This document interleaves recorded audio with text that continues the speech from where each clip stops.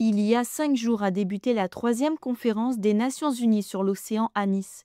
125 nations y sont représentées, dont 93 chefs d'État et la société civile, autour notamment de 3 priorités: renforcer et mieux diffuser les connaissances liées aux sciences de la mer, permettre l'aboutissement des processus multilatéraux liés à l'océan, mobiliser des financements pour conserver et exploiter de manière durable ces ressources.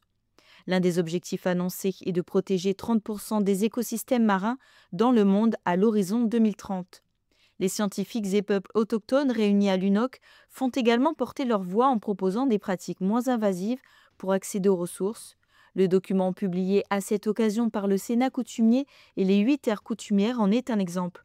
On y retrouve une vision autochtone de l'océan où l'homme et la mer sont dans une relation sacrée et durable, à l'image de la vision polynésienne et plus largement océanienne. Pour nous, c'est clair que l'État affiche des ambitions où elle souhaite intégrer justement les savoir-faire autochtones dans la gestion. Donc, ça va dans le sens du travail qui se fait depuis 3 ans déjà à travers la vision Kanak de l'océan en Nouvelle-Calédonie.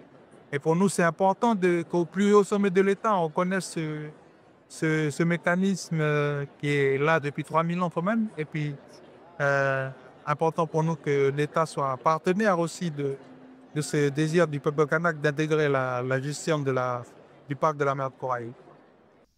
Pour Jérémy Katidjo-Monnier, membre du gouvernement en charge du développement durable, de l'environnement et de la transition écologique présent sur place, il est nécessaire de renforcer ces coopérations.